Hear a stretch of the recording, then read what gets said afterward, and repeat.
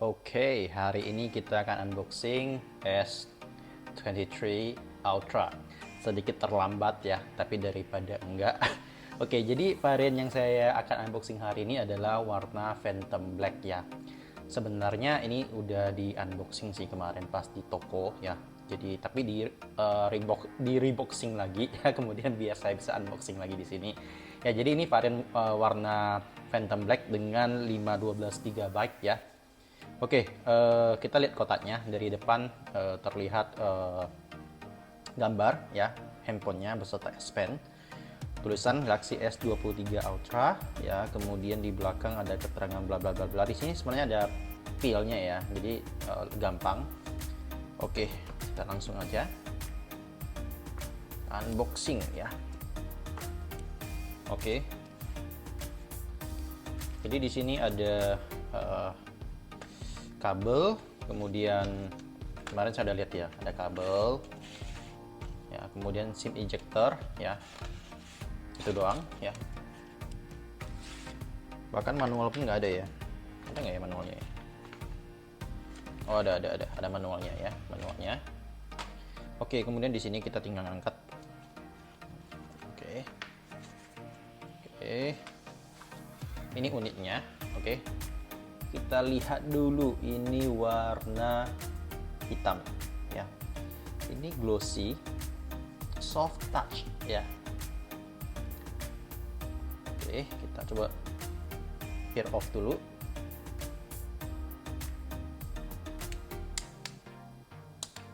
Oke, sebelum kita nyalakan kita coba lihat sisi sampingnya ya. Ini ada plastiknya, masih ada plastiknya. Coba kita buka ya, coba aku lihat dulu ya, rada susah bukanya ini ya. Oke, ini bagian belakangnya ada satu stiker lagi ya. Oke, wow, ini warna hitamnya kalau bisa lebih hitam lagi mungkin lebih cakep lagi ya, tapi overall ini masih warna yang bagus, yang cukup netral ya. Kalau secara pribadi aku kemarin pernah lihat yang warna graphite ya, itu sampingnya matte, aku lebih suka ya. Oke, coba aku lanjutkan setupnya. Kita kembali lagi setelah kita masuk ke halaman pertama. Oke, jadi ini tampilan pertama dari S23 Ultra. Oke, kita coba lihat dari sisi desainnya dulu ya. Ini sisi desainnya mirip dengan S22 Ultra ya, mirip banget malah ya. Tapi ini feel genggamannya ini lebih ngotak ya, dan apa ya, display di depan ini nggak berasa begitu curve ya. Oke, dibandingkan, coba kita bandingkan ya sama Pixel ya. Bisa lihat ya, ini walaupun ada curve tapi sedikit ya. Kalau Pixel ya, ini kelihatan banget curve-nya gini ya. Ya, oke, dari sisi perbandingan size, layarnya sama 6,8 inci ya, sama Pixel 6 Pro. Lebih tinggi S23 Ultra ya, lebih lebar juga S23 Ultra ya. Oke, secara desain dari belakang sih saya masih lebih suka Pixel 6 Pro ya, mungkin lebih ke visornya yang unik ya. Tapi dari depan saya lebih prefer S23 sih ya, karena lebih rata. Overall saya kurang suka sama handphone yang curve ya. Oke, kemudian yang kedua, coba kita lihat di sisi fingerprint ya. Oh, ini ultrasonic fingerprint ini memang luar biasa cepat ya. Coba kita bandingkan dengan Pixel ya. Oke, sekali lagi.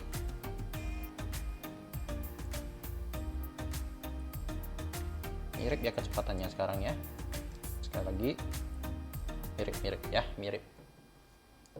Oke, kemudian Kita lihat dari sisi bawah ada S Pen ya. Ini S Pen. S Pen-nya nggak mengalami banyak perubahan ya dibandingkan dengan versi sebelumnya ya. Bukan nggak mengalami perubahan sih, sama sekali tidak berubah dari sisi fiturnya. Tapi sebenarnya overall S Pen ini sudah bisa dibilang cukup canggih ya. Jadi nggak ada perubahan pun harusnya saya nggak begitu banyak komplain sih ya. Oke, bisa kita jadikan sebagai stylus ataupun pengontrolan kamera ya. Oke, kemudian apa lagi coba kita lihat. Layaknya sebuah flagship dari Samsung tentunya ini juga dibekalin dengan beberapa top material ya, seperti Corning Gorilla Victus 2 yang dipakai di depan dan belakang yang lebih tahan dengan jatuh ya. Kemudian ini juga dilengkapi dengan Bluetooth 5.3, kemudian internal storage-nya itu udah UFS 4.0 ya. Nah, sebenarnya dari dulu sih ya, S series-nya Samsung tuh selalu dikasih dengan spek-spek yang paling top yang bisa kita jumpai di market pada saat mereka launching. Ya, jadi ini juga nggak lain dari hal itu ya. Kemudian ada beberapa hal yang juga bisa kita lihat dari S23 Ultra ini ya, karena screen-nya ini luar biasa cakep ya.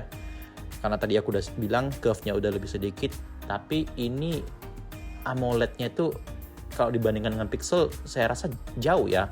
Dan ini peak brightness-nya bisa sampai 1750 nits ya, peak brightness ya. Jadi tapi sebelum itu ya teman-teman, saya sarankan waktu dapat handphone ini segeralah langsung ubah resolusi dari handphone ini jadi WQHD ya. Karena kenapa? Karena pas waktu kita unboxing secara default itu hanya Full HD.